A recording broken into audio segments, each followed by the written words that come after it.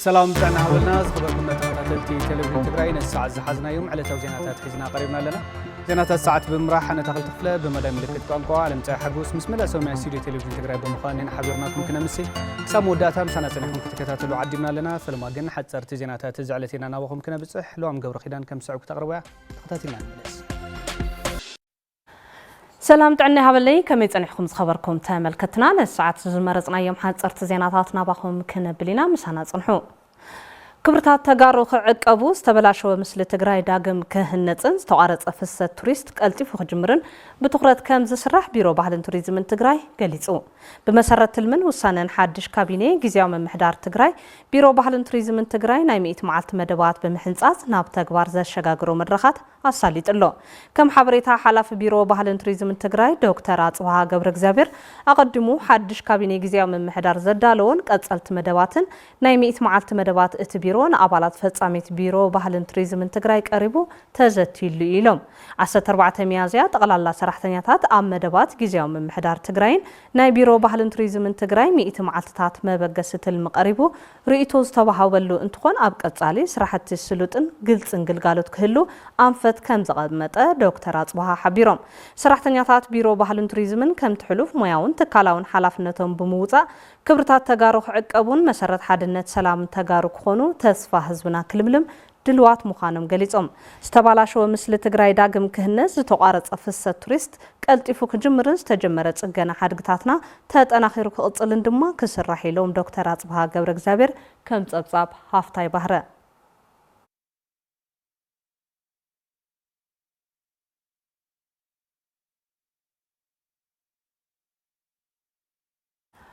نبارنتن ኣብ ሰሜን ኣሜሪካ ዝኾና ኣባላት ማሕበር ዓርሰ ምትሕግጋዝ ኣስተርእዮ ማርያም ንዝተጸገሙ ክፋላት ማሕበረተሰብ ነበርቲ ከተማ ማይጨው ገንዘባዊ ደገፍ ገይረን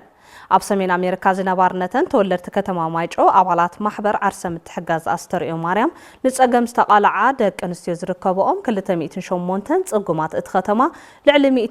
400,000 ብር ደገፍ ገንዘብ ገይረን ተወካልታ ማሕበር ኣይተ ቴድሮስ መሓሪ በታ ማሕበር ተገይሩሉ ዘሎ ደገፍ ቅድብ ክብል ከተግብሮም ናይ ዝጸንሐት ሓገዛት መቐጸልታ ከም ዝኾነን ተጠናኺሩ ከም ዝቕጽልን ገሊጾም ንዝተገበረሎም ደገፍ ገንዘብ ዘመስገኑ ተሓገዝቲ ህልው ጸገም ማሕበረሰብ ኣብ ግምት ብምእታው ተመሳሳለ ሓገዝ ተጠናኺሩ ክቕጽል ከም ዝግባእ ሓቢሮም ከም ጸብጻብ ጉዳያት ኮሙኒኬሽን ከተማ ማይጨው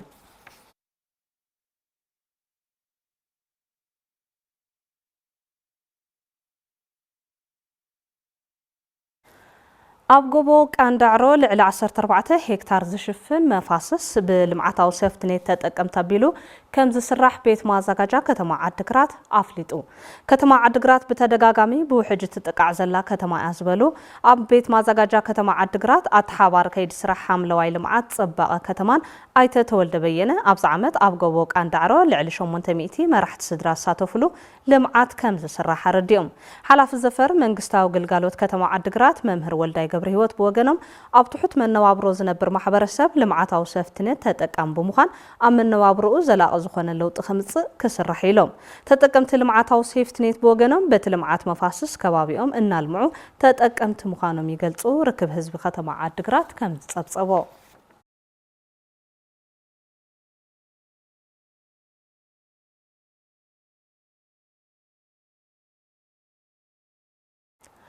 ንመርዓና ምስ ተጸገሙ ወገናት ክነሕልፎ መሪጽና ኣለና ይብሉ ስነ ስርዓት መርዓኦም ኣብ ቤተ ክርስቲያን ደብረ ማዕዛም ኣብና ኣርጋ ውላጭ ዝፈጸሙ ኣይታ ማዕርግ ሓድጉ ምስ ወይዘሪት ምስግና ሰፋን መምህር ሳሙኤል ገብረ ማርያም ምስ ወይዘሪት ኢየሩሳሌም ገብረ ማርያምን ኣብ ትካል ገባር ሰናይ ኒው ላይፍ ምስ ዘለው ህፃናትን ኣብ ጎደናታት ምስ ዝልሙኑ ጽግማትን ከም ዘሕልፍዎ ዝገለጹ እቶም መርዓውት ክሳብ 200,000 ብር ዝወድእ እኽለማይ ከም ዘጥፍኡ ሓቢሮም ኣብ ከባቢና ብዙሕ ጽጉም ኣሎ ዝበሉ ኣብ ስነ ስርዓት መርዓ ዝተረኸቡ ኣቦታት ሃይማኖት ድማ ሕብረተሰብ ካብ ዘይተደለየ ወጻኢታት ልዕሊ ዓቐን ድግስ እንተቆጢቡ ንጽጉማት ክሕግዝ ይግባእ ኢሎም ኣካይዲ ስራሕ ትካል ገባር ሰናይ ኒው ላይፍ ኣይተ ጽጋቡ ተኽለ ሃይማኖት ኩሉ ትግራዋይ ኣሰርዞም ጉድሳት ክስዕቦን ኣብ ምሕብሓብ ህፃናት ክዓስልን ይግባእ ኢሉ ከም ጸብጻብ ገነት ካሕሳይ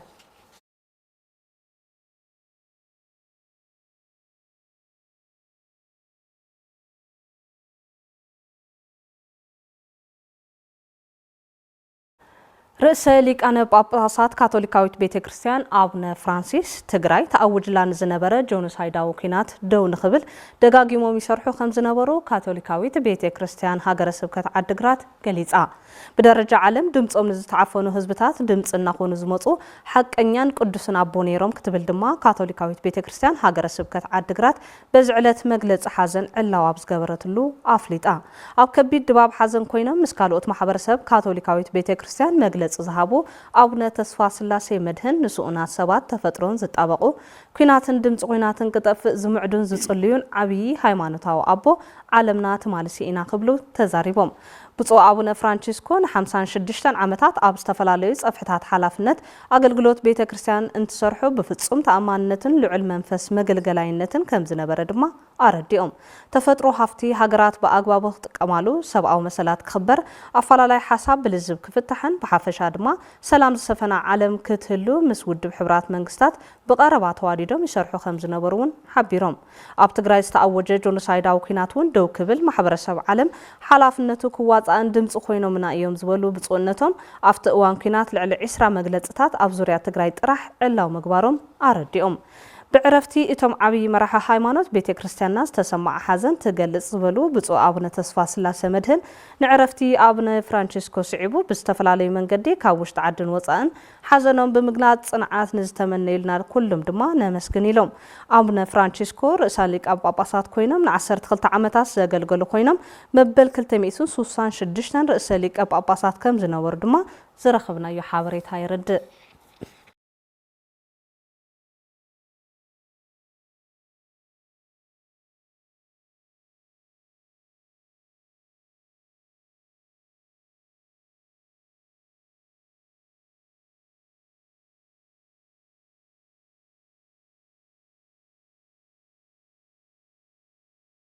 أمونغو حماسن إسرائيلن حدش دردر تخصي دو مبال كي كايد كم زلو منجتات بي بي سي حبيروم مثل قدايك إربس زلو وسب مزي فلسطين بمدار درتي كواتارن قبسن حدش تخصي دو مبال يزراربو خم زلو قليزم اتو تخصي دو مبال كحموشتك ساب شوعات عمس زنح مخانون تحبيرو له أفتح حدش إمام السلام كلهم بحماس تعقتو إسرائيلاويان كسددون أب إسرائيل تأثيرهم زلو فلسط أماوان كفتحو بتوسخي سراويت إسرائيل دما كاب غازا ملو بملو خوص زولو عند أجندات اتسند مخانم بي بي سي تصبصبو ابز ጉዳይ ንምዝርራብ ልኡኽ ሓማስ ሓላፊ ፖለቲካዊ ክንፊ ሓማስ መሐመድ ዳርዊሽን ዋና ተደራዳሪ ከሊል አልሃያን ንልዝብ ኣብ ካይሮ ከም ዝርከቡ ተሓቢሩ ብዛዕባ ሓድሽ ድርድር ካብ እስራኤል ክሳብ ሕዚ ዝተዋሃበ ሓበሬታ ግን ከም ዘየለ ተጸብጻብ የመላኽት ቅድሚ ሓደ ወርሒ ዝነበረ ስምምዕ ምቁራጽ ተኽሲ ከም ዝፈረሰ ንኽልቲኦም ወገናት ነቲ ስምምዕ ንምፍራስ ነንሕድሕዶም ከም ዝካሰሱን እስራኤል ድማ መጥቃዕቲ ጋዛ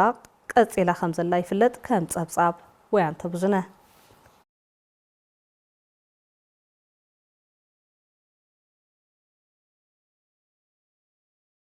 نساعات زز مرزنا يوم زيناتات نزيهم يمثلون يرم لوام قبل كده نمساخهم تانيحة سنة جزء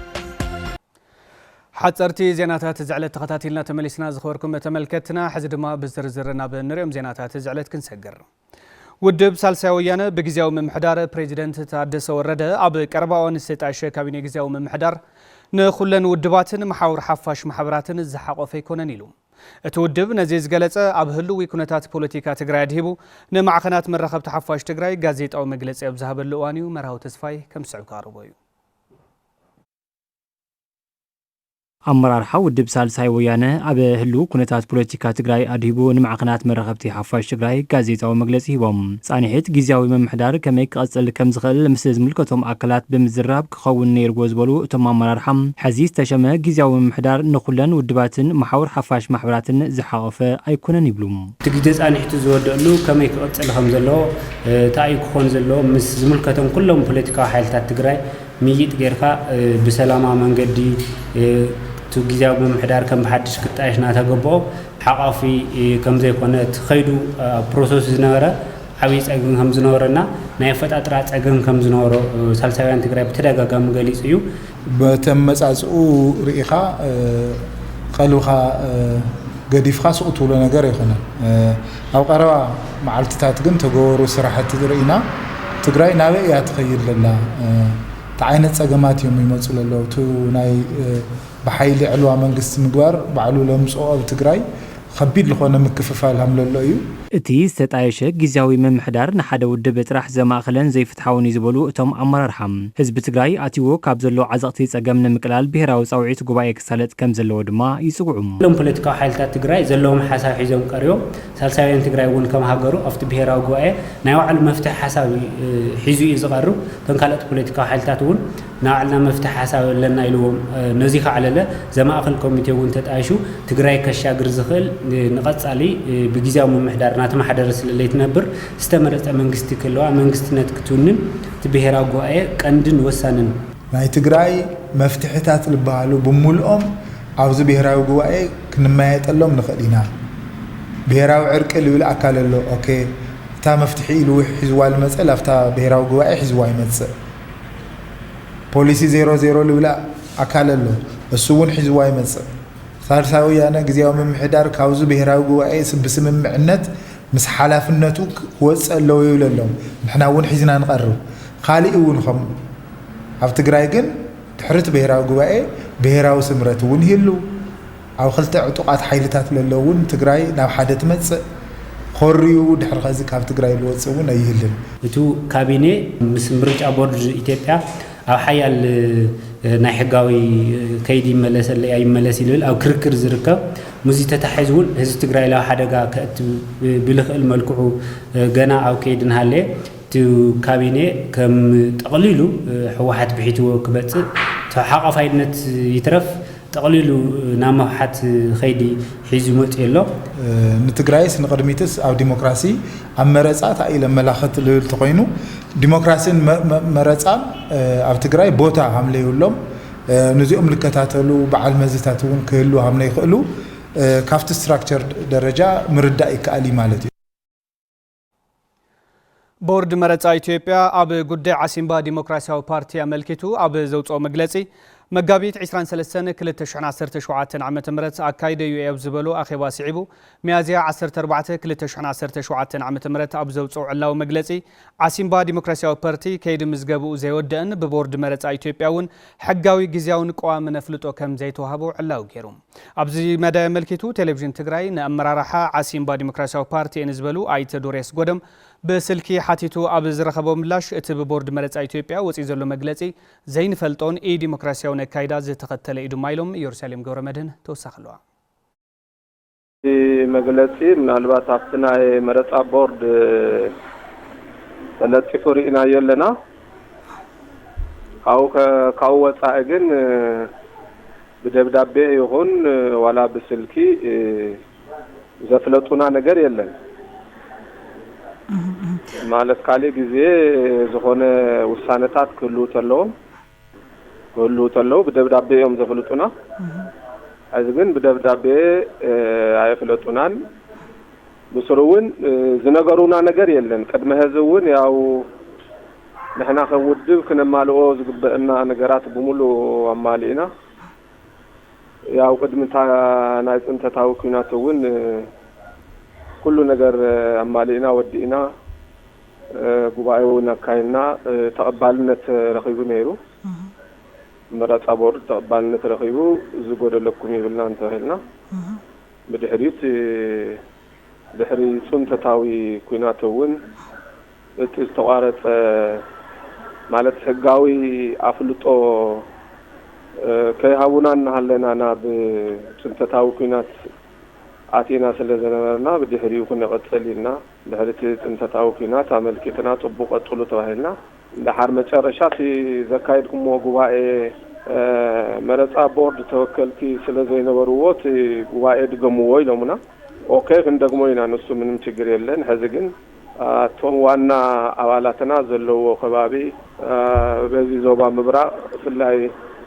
ኢሮብን ጉለመኻዳን ብስሩውን መንገዲ ዕፅው እዩ ኣባላትና እውን ክረክበ ይንኽእልን ስለዚ ግዜ ሃቡና ኢልናዮም ሳውን ተቐቢሎምዋ እዮም ተቐቢሎምዋ ብድሕሪኡ ዝበሉና ነገር የለን ሎም መዓልቲ ከምታ ዝረኣኽያ ኣብኡ ለጢፎም ኣለዉ ዲሞክራሲያዊ ኣገባብ ተኸቲሉ ብትክክል ከዓ ንዓና እውን ሓቲቶም ቅድመ ህዝብ እውን ወይ መጠንቀቅታ ወይ ግዛዕ ጽሒፎም ዝገበርዎ ነገር አይኮን በቃ ካፍታ ዝገለጽኩልቲ ወጻኢ ምንም እዚኣ ጎዲላትኩም ዝብል አይነገሩናን ያው ጉባኤ ኣብ ቀጻሊ ክነካይድ ከም ዝኾና ተረዳዲና ደብዳቤውን ጽሒፍና ቡ መሰረትና ንሰርሕ ነርና ሕዚ ግን በሃንደበት ተመግለጺ ከማንም ሰብ ኣብቱ ናቶም ፌስቡክ ድሕረ ገጽና ሪናዮ እዚ ብጣዕሚ ዲሞክራሲያዊ ብስሩውን ካብ ኣቶም ትፍት ዘይግበር ሓደ ዲሞክራሲያዊ ትካል ዲሞክራሲ ናይታ ሃገር ከዕንብብ ካብ ዝተጣየሸ ትካል ፍጹም ትፍት ዘይግበር ንሳቶም ከምኡ ገይሮም ስለዘውጡ ንድሕሪት ንብሎ ነገር የለን ብስልክውን ሓቲትና የመለና ስለዚ ብደብዳቤ ቅሬታኩም በደብዳቤ ጽሐፍዎ ኢሎምና አለው ደብዳቤውን ክንጽሕፊና ፕሮግራም ምግቢ ዓለም ሕቡራት ሃገራት ኣብ ኢትዮጵያ ልዕሊ 10 ሚልዮን ሰባትን ከቢድ ጥሜትን ሕጽረት ምግብን ከምዝ ተሳትሖ ፍሊጡ እቲ ትካል ኣብ ኢትዮጵያ ንሰርሖ ስራሕ ብህጹጽ ተወሳኺ ገንዘብ እንተዘይረኺቡ ኣብ ዝቕጽሉ ሰሙናት ን3.6 ሚልዮን ሰባት ዝህቦ ናይ ህይወት መድሕን ምግቢ ጠጠው ከም ዘብል እውን ጠንቂቑ ወያንተ ቡዝነ ከም ስዕብ ከቕርቦ እዩ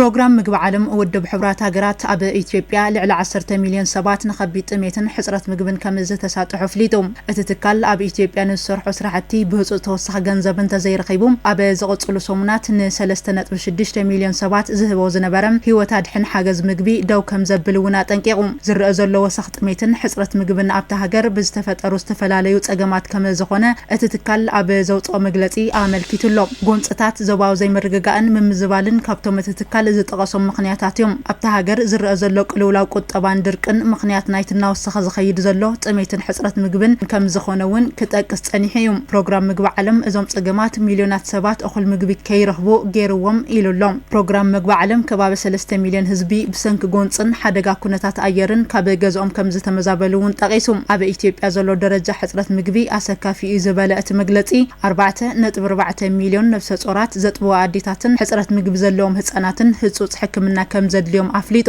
ብመሰረት ጸብጻብ ውድብ ጥዕና ዓለም ኣብ ሓደ ከባቢ ዝርከቡ 15 ሚእታዊ ህጻናት ኣብ ሓደጋ ሕጽረት ምግቢ እንተሃልዮም እቲ ከባቢ ዘሎ ኩነታት ከም ህጹጽ ይቁጸር ይብል እዚ ኩነታት ድማ ኣብ ክልላት ሶማልያ ኦሮሚያ ትግራይን ዓፋርን ብበዝሕን ብከቢድ ሕጽረት ምግብን ዝሳቀዩ ህጻናት ካብታ ዓለም ለኻዊ ደረጃ ዝተቐመጠ ናይ 15 ሚእታዊ ወሰን ግዜ ህጹጽ እዋን ዝሓልፍ ምዃኑ ገሊጹ እዚ ጸገም ካብ ዝተርኣየሉ ሶማልያ ኣብ ወርሒ ጉንበት ክህሉ ትጽቢት ብዝግበር ትሑት ዝናብ ካልእ ስጋት ድርቂ ከም ዘጋጥም እውን እቲ መግለጺ ወሲኹ ኣጠንቂቑ ብተወሳኺ ኣብ ከም በዓል ሱዳን ዝኣመሰላ ጎረባብቲ ሃገራት ዝካየድ ዘሎ ጎንጽታት ኣብ ኢትዮጵያ ጠለብ ሰብኣዊ ሓገዛት ክውስኽ ምኽንያት ምዃኑ እቲ መግለጺ ኣመልኪቱ ኣብ ቀዳማይ ርብዕ ዓመት 2025 ኣቆጻጽሪ ኣውሮፓውያን ንልዕሊ 3 ሚልዮን ሰባት ሓገዝ ምግቢ ከም ዝገበረ ዘፍለጠ ፕሮግራም ምግቢ ዓለም ካብ ዝደገፍ 80 ሚእታዊ ነቶም ዝተመዛበሉን ከቢድ ጸገም ውሕስነት ምግቢ ዘጋጥሞምን ኢትዮጵያውያን ከም ዝተገበረ ኣፍሊጡ ይኹን እምበር እቲ ትካል ኣብ ኢትዮጵያ ኣብ ዝሰርሖ ናይ ረድኤት ስራሕቲ ክልተ ብድሆታት ከም ዘጋጥምዎ ይሕብር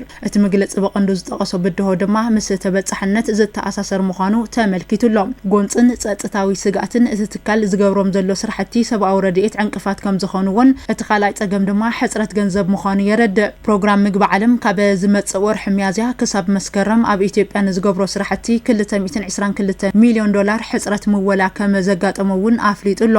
እቲ መግለጺ ከም ዝበሎ እቲ ትካል ዝገብሮ ዘሎ ናይ ህይወት ኣድሕን ሓገዝ ብሰንኪቲ ወሳኒ ሕጽረት ምወላ ኣዝዩ ተዓናቂፉ ከም ዘሎ እውን ኣመልኪቱሎ እቲ ትካል ህጹጽ ሓድሽ ሓገዝ ደገፍቲ ትካላት እንተዘይሃልዩ 3.6 ሚልዮን ካብቶም ኣዝዮም ተቃላዕቲ ዝኾኑ ህዝብታት ኣብ ዝቕጽሉ ሰሙናት ካብ ፕሮግራም ምግቢ ዓለም ክረኽብዎ ጸንሑ ናይ ህይወት ኣድሕን ሓገዝ ክስእንዮም ክብል ኣጠንቂቑ ፕሮግራም ምግቢ ዓለም ኣብ ወርሒ ጉንበት ብሰንኪ ሕጽረት ምወላ ን650,000 ብሕጽረት ምግቢ ዝተሳቀዩ ደቂ ኣንስትዮን ህጻናትን ዝገብሮ ዝነበረ ሕክምናውን ደው ከብሎ ከም ዝተገደደ ኣፍሊጡሎ እቲ ትካል ኣብዛ ዓመት ን2 ሚልዮን ኣዴታትን ህጻናትን ህይወት ዘድሕን ምግቢ ንምቕራብ መደብ ከም ዘለዎ ድማ ይገልጽ زخبركم تملكتنا بويانت بزنه تداليو بيوردانوس قبر سلاسي زقرب صبصاب تخطاتيلنا تمليسنا حزدما بزرزرنا بنريو ناي موداتا زينا كسغركم ليكا باباس فرانسيس كابز عالم بموت مفلايو مسيعبو بركت زبلو مرحتا هاجراتن فلوطات سباتن نزوم باباس زتك ليكا باباس نممرات اب زغبر كيدي بركت زبلو كاردينالات كم زساتفو تغليصلو تادل حغوس توسخلو ሊቃነ ጳጳስ ካቶሊካዊት ቤተ ክርስቲያን ሮማ ፖፕ ፍራንሲስ ካብዛ ዓለም ብሞት ምፍላዮም ስዒቡ በርከተ ዝበሉ መራሕቲ ሃገራትን ፍሉጣት ሰባትን ድማ ዝተሰማዖም ሓዘን ገሊፆም እዮም ድሕሪኦም ዝመፅእ ጳጳስ እታ ቤተ ክርስቲያን ከመይን ካበይን ይምረፅ ዝብል ድማ ዓብይ ዛዕባ ኮይኑ ኣሎ ካብዚ ሓዱሽ ርእሰ ሊቃነ ጳጳሳት ካቶሊካዊት ቤተ ክርስቲያን ድሕሪ ሞት ወይ ካብ ስልጣን ምውራድ ናይቶም መቐዲሞም ርእሰ ሊቃነ ጳጳሳት ዝፀንሑ ከም ዝምረፁን መተካእታ ናይቶም መራሒ ሮማዊት ካቶሊካዊት ቤተ ክርስቲያን ዝነበሩ ብምዃን ድማ ላዕለዋይ ጳጳስ ይኹን ይብል ቢቢሲ ኣብ ዘውፅኦ ፀብጻብ ዝኾነ ዝተጠመቐ ወዲ ተባዕታይ ካቶሊክ ርእሰ ሊቃነ ጳጳስ ክኸውን ክምረፅ ከም ዝኽእል ዝገለጸት ፀብጻብ እንተኾነ ግን በቶም ካርዲናላት ዝበሃሉ ላዕለዎት መራሕቲ ቤተ ክርስቲያን ክሕረ ከም ዘለዎን ሓዱሽ ርእሰ ሊቃነ ጳጳሳት ዝመርፁ እውን ንሳቶም እቶም ጳጳሳት ምዃኖም ሓበሬታ ማዕኸን ዜና ቢቢሲ ወሲኹ የረጋግፅ ከም ኣቆጻጽራ ኣውሮፓውያን ክሳብ 19 ለካቲት 2025 ኣብ ዓለም 252 ካርዲናላት ኣለዉ ዝበለት ፀብጻብ ቢቢሲ እቶም ዝምረፁ ሓደሽቲ ጳጳሳት ድማ ትሕቲ 80 ዓመት ካርዲናላት ጥራሕ ሓዱሽ ርእሰ ሊቃነ ጳጳሳት ናይ ምምራፅ ዕድል ኣለዎም ይብል በዝሒ ናይዞም መረፅቲ ካርዲናላት መብዛሕትኡ ግዜ ኣብ 120 እዩ ዝድረስ ዝበለት ፀብጻብ ኣብዚ ግዜ እዚ ግን ካብቶም ሓደሽቲ ርእሰ ሊቃነ ጳጳሳት ንምምራፅ ብቑዓት ዝኾኑ 130 ቁፅሪ ከም ዝበፅሐ ይገልጽ ሓዱሽ ርእሰ ሊቃነ ጳጳሳት ክስየሙ ኣብ ዝድለየሉ እዋን ኩሎም ካርዲናላት ናብ ቫቲካን ሮማ ንምርጫ ከም ዝፅውዑን እዚ ኸይዲ መርፃ ድማ ንኣስታት 800 ዓመታት ዳርጋ ዘይተቐየረ መስርሕ ምዃኑ ይውፅእ ፀብጻብ ዕላው ገይሩ ዘሎ ኣብ ቀዳማይ መዓልቲ ጉባኤ ኣብ ባዚሊክ ቅዱስ ጴጥሮስ ቅዳሴ ካይዱ ብድሕሪ እዚ ኣብ ቫቲካን ኣብ ዝርከብ ቤት ጸሎት ሲስቲን ይራኸቡ ኣብኡ ድማ ኩሉ ሰብ ንደገ ዝብል ኣዋጅ ከም ዝእውጅን እቶም ካርዲናላት ሊቃነ ጳጳሳት ዝመርፁሉ ግዜ ብዕሊ ከም ዝኣወጁ መርኣይ እዩ ድማ ይብል እቲ ፀብጻብ ካብ ሽዑ ኣትሒዞም ኩሎም ካርዲናላት ሓዱሽ ርእሰ ሊቃነ ጳጳሳት ዝመርፁ ኣብ ውሽጢ ቫቲካን ከም ዝፀንሑ ትገልጽ እቶም መረፅቲ ካርዲናላት ኣብ ቀዳማይ መዓልቲ ናይቲ ብሕቱ ጉባኤ ኣብ ቤት ጸሎት ሲስቲን ቀዳማይ ድምፂ ይህቡ ክሳብ ሕፁይ ርእሰ ሊቃነ ጳጳሳት ናብ ሓደ ዝወርድ ድማ ካብ ካልኣይ መዓልቲ ጀሚሮም ንግሆ ክልተ ድምፂ ድሕሪ ቀትሪ ድማ ኣብ ቤተ ጸሎት ክልተ ድምፂ ይህቡ ይብል ፀብጻብ ቢቢሲ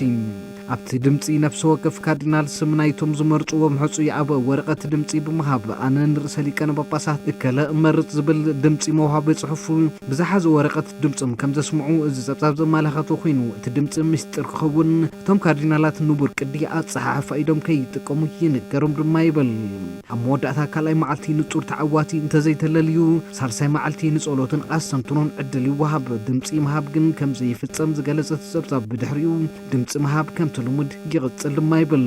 እቶም ሕፁይ ርእሰ ሊቃነ ጳጳሳት ንኽምረፁ ክልተ ሲሶ ናይ ካርዲናል መረፅቲ ድምፂ የድልዮም እቲ መስርሕ ሓያሎ መዓልትታት ሓድሓደ ግዜ እውን ሰሙናት ክወስድ ይኽእል እዩ ዝበለት ፀብጻብ ኣብ መወዳእታ ግን ሊቃነ ጳጳስ ዝኸውን ብዕሊ ከም ዝፍለጥ እቲ ሓበሬታ ይመላኸት እምበኣር ከስን ሊቀ ጳጳስ ፖፕ ፍራንሲስ ዝትክኡ ጳጳስ ብዙይ መልክዕ ብመረፃ ክምዘዙ ምድላዋት ከም ዘለዎ እዮም ሓበሬታታት ዘመላኽቱ زخبركم تملكتنا كساب حزي حصرتن زرزر زيناتاتنا مكتال صنحنا كابزي بمقصال صبصوات بيزنس زعلتنا نابكم تنوصح صبصوات بيزنس زعلتنا مبصح هفت دورو ستوديو زركب ناقص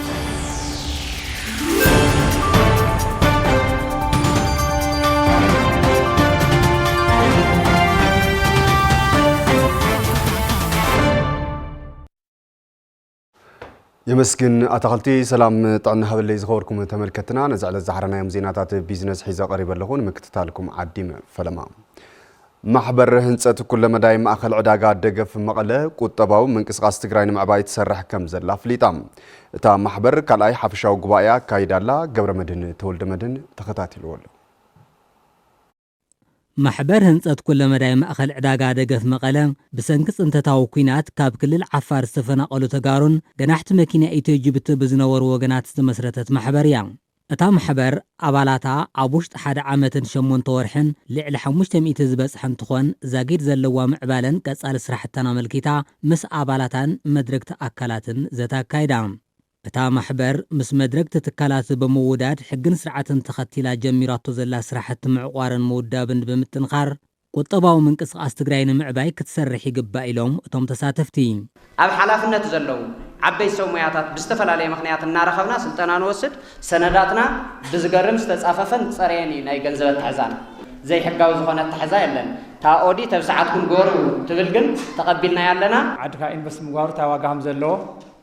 መሰረት ገይሩ ተጣይሸ ማሕበር እዩ መፍሉይ ዝገብሮ እዩ ኩላትና ደገ ወፂና መሊስና ዓድና እናሃንፀሉ ጽባሕ ንጎ ርእስና ጽዒናን ነብረሉ ክልል ክንፈጥር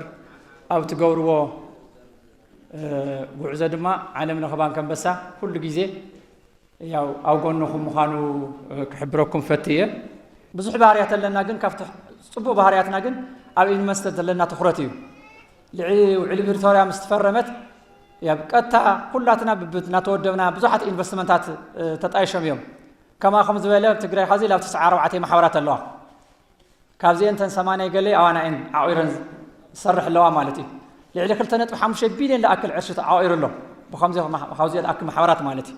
ንስኹምን ደቆምን ካልኦት ማሕበረሰብን ስራሕ ተሰማርዮምሉ ኣፍርዮምሉ ለው ዓለም ተጠቂሞም ዓዲ ተጠቕሙሉ ህንፃ ክሰርሑ ምርኣይ እዩ ንኹላትና ዓላማ ንቴሌቪዥን ትግራይ ርእይቶኦም ዝሃቡ ኣባላት እታ ማሕበር ብወገኖም ኣብ ዓዶም ብምልማዕ ንባዕሎምን ህዝቦምን ንምጥቃም ይሰርሑ ከም ዘለውን መንግስቲ መሬት ክዕድሎም ይጽበዩ ከም ዘለዉ ይዛረቡ ማሕበርና ብጣዕሚ ካብ ውፃእ ውረድ ካብ ክንደይ ነገር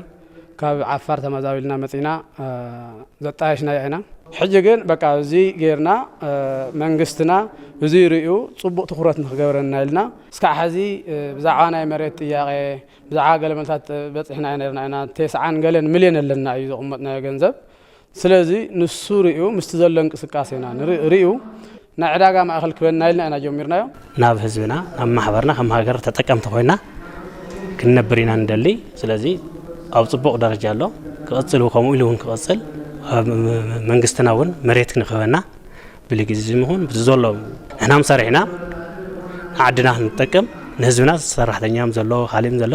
ንህዝብና ንጠቅም ዝብል እዩ ኣቦ ወንበር ማሕበር ህንፀት ኩለ መዳይ ማእኸል ዕዳጋ ደገፍ መቐለ ኣይተ ገብረ ስላሴ ግርማይ እታ ማሕበር ኣብ ማእኸላት ዕዳጋን ካልኦት ስራሕቲ ልምዓትን ብምንጣፍ ንኣባላታን ንካልኦት ዕድል ስራሕ ንምፍጣርን ዕማማት ሒዛ ትንቀሳቐስ ከም ዘላ ይገልጹ ሽፈር ይኹን እቲ የውጅውት ዝነብር ቀልጥፊ ተጠርኒፉ ብሓደ እውን ስለ ዝነበረ እዚኣ ተጠርኒፉ ናብ ዝምልከተ ኣካል ቀሪቡ መንግስትና እውን ካብቲ ዝነበረ ፀገም ካብቲ ዝነበረ ሓደ ምቹው ዘይኮነ ኩነታት ናብ ዝሓሸ መንገዲ እናኸደ ይመጽ ኣሎ ኣብቲ መሬት እውን ሓደሽቲ ሕግታት እናወፅኡ ይኸዱ ኣለዉ ሕዚ ብዝለዓለ ሞራልን ተስፋን ኣብ ዝለዓለ ሞራልን ተስፋን ኣለቲ ኣባል ዕዳጋ ማእኸል ዝብል ያው ክሳብ ሻርሻይ ካብኡ ንላዕሊ ንኽስራሕ ኩሉ ሰብ ስራሕ ክኸፍት ክስታይ ዘለዎ ነቲ ሕብረተሰብ እውን ምቹው ናይ ዕዳጋ ቦታ ንምፍጣር ነቲ ካልእ ናይ ካልእ ሕብረተሰብ እውን ነቲ መንእሰይ ይኹን ደቂ ኣንስትዮ ስራሕ ዝፈጥረሉ ባይታ ንክፈጥር እዩ ብዝብል እታ ማሕበር ንተፈናቐልትን ካልኦት ጽጉማት ወገናትን ልዕሊ 1 ሚልዮን ብር ሓገዝ ከም ዝገበረትን ንቐጻሊ እውን ማሕበራዊ ሓላፍነታ ከም ትፍጽም ኣይተገብረ ስላሴ ኣረድዮም ከም ህዝብና ኮይና ምስ ህዝብና ኣብቲ ዝግበሩ ሓገዛት ክንዕግዝ ቅድሚ ሕዚ እውን ሓጊዝና ኢና ነተፈናቐልቲ ናብ ደቡብ ነላማጣ ዝመለሱ ተፈናቐልቲ 1 ሚልዮን ሓጊዝና ኢና ካብ ወፃኢ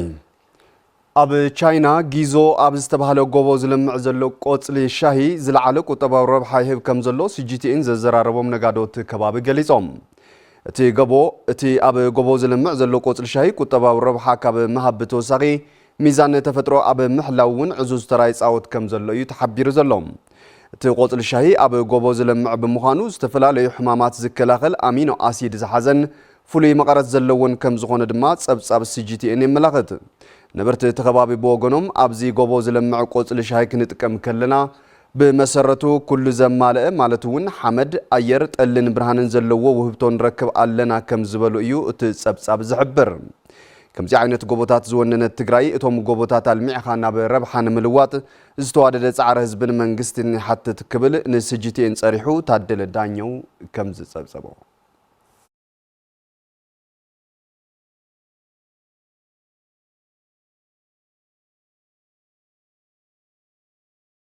كبرات تملكتنا نزعل الزحرنا يوم زيناتات بيزنس يوم نيرم نمكتالكم عزينا نمسكن حزي ناب أتاخلكم نفسكم سلام.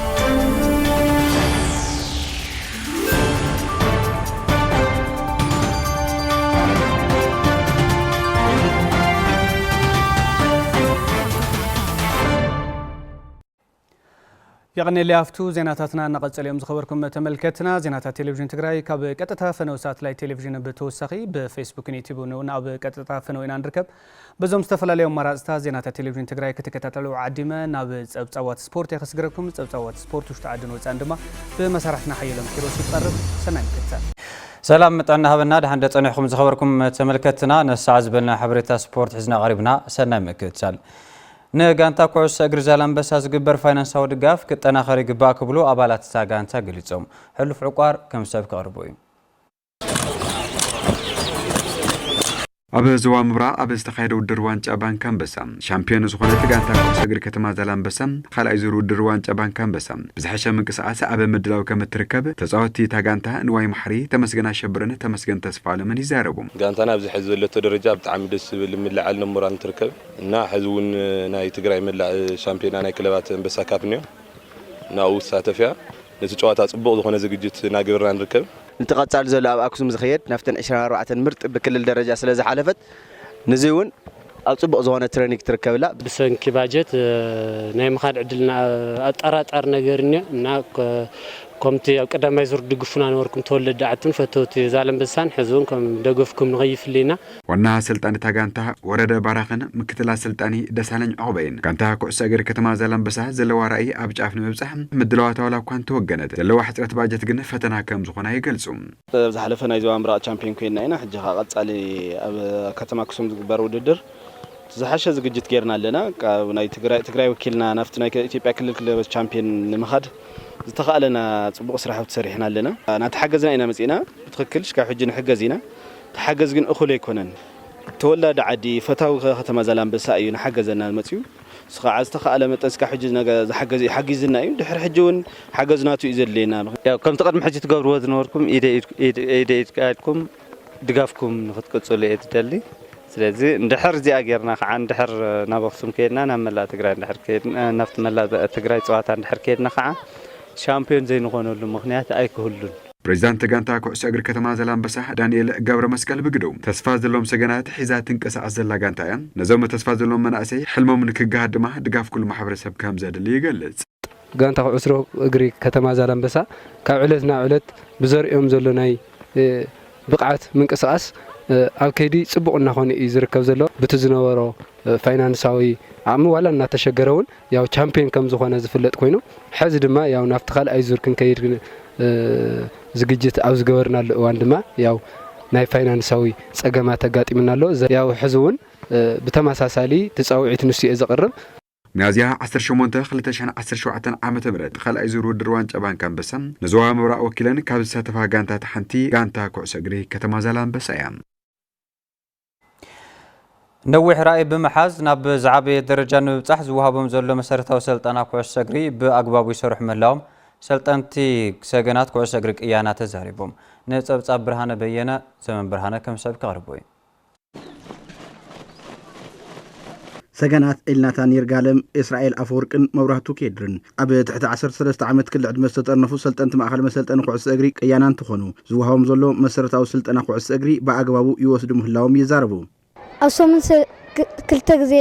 نانጫወት ጽቡቅ ይስልጠና ጽቡቅ እዩ በዝን ስልጥነሉ ማዓልቲ ኣሶሙን ዝቀረ ካብ ሶኒክ ሳብ ዓሩ ትምህርትና ኢና ነድህ ካብ ቀዳምና ሰንበት ከዓ ኣብዚ ኢና ንጫወት ይምጥነና ድሪብል ፓሲንግ ሹቲንግ ገለ ኢና ንጫወት ስልጠናና ጽቡቅ እዩ ኣሶሙን ክልተ ሻዒና ንወስድ ቀዳም ትሬኒንግ ሰንበት ለለ ጌም ኢና ንጫወት مستمهرتم ጎናኑ ጎኒ ብምውዳድ ናብ ዝላዕሊ ደረጃ ንምጻሕ ነዊሕ ራእይ ሰኒቆም ስልጠኖም ይካተሉ ከም ዘለው ይገልጹም ዓዊ ደረጃ ወጥሕ ይደሊ ጽቡቅ ኢና ንጫወት ዘለና ኣብዚ ዓቢ በፂሕ ዓደይን ህዝበይን ወኪል ክጫወት ኣው ካሊ ዓደ ከይደ ክጫወት እዩ ዓላማይ መጀመርታ ክልለ ወኪላ ሃገራዊ ወኪል ኣውሮፓ ዝጫወት ዓለም ከዲደሊ ግርማይ ሙሩፅ ኣባል ጋንታ ኩዕሶ እግሪ ዋልታ ፖሊስ ትግራይን ኣሰልጣኒ ማእኸል መሰልጠኒ ኩዕሶ እግሪ ቀያና እንትኸውን እዞም ሰገናት ብትምህርቶምን ስነ ምግባሮምን ሙስግናት ክኾኑን ኩዕሶ እግርና መሰረት ክህልዎ ኣብ ሰገናት ኣድሂምና ንሰርሕ ኣለና ይብል ሓደ ካብቲ ኩዕሾ ተለይኾነ ካብቲ ዲሲፕሊን ጀሚርካ ካብቲ ትምህርቶም ስነ ስርዓቶም ጀሚርካ ጽቡቕ ስነ ምግባር ጽቡቕ ዲሲፕሊን ጽቡቕ ክእለት ለለዎም ጣዕሚ ዘመናዊ ዝኾነ ክእለት ለለዎም ቆልዑታት ለኒውና እና ብጣዕሚ ደስ ባሊ ጅማሮ ኢና ጀሚርና ገና ልቲ ፉትቦል ለለ ከዓቢ ተኮይኑ ካብ ታሕቲ ክጅምር ነይዎ ካብ ታሕቲ ተጀሚሩ ሰረት ለሓዘ መሰረታዊ ዝኾነ ለውጥታት ላርአና ንኸዲና ዘመኑ ፀርቦ ስልጠና ብምሃብ ኣብ ትግራይ ተካእቲ ስፖርተኛታት ብምፍራይ ከምኡውን ዓሙቕ ክእለት ብምውናንን ብሉፃት ተፃወቲ ንክኾኑ ይሰርሑ ምህላዎም ገሊጹ እዚኣቶም ራእዮም ጽቡቕ ጌርና ተተካእቲ ለዓዶም ለሃገሮም ኮይኖም ኢቭን ያው ውጪ ኮይዶም ክጫወቱ ዓይነት ስራሕ ኢና ንሰርሕ ኣለና ኣይ ሆፕ ንዩ ዝለግ ሰርሑ ጽቡቕ ቆልዑታት ለፍሪና ኢና ይልብላና ማእኸል መሰልጠኒ ኩዕሶ እግሪ ቅያናም ብዝተፈላለዩ ክሊ ዕድመ ኣስታት 110 ሰልጠንቲ ሰገናት ጠርኒፉ ስልጠና ኣብ ምሃብ ይርከብ ዝኸበርኩም ተመልከተና ምስቲ ዘለና ሰዓት ዜና ስፖርት ብዜና ክንእክል ንምክትታልኩም ይመስግን ሰላም ዕለታዊ ዜናታትና ኣብዚ ዛዚምና ዝኸበርኩም ተመልከተና ንምክትታልኩም መስኪና በብዘለኹም ሰናይ ግዜ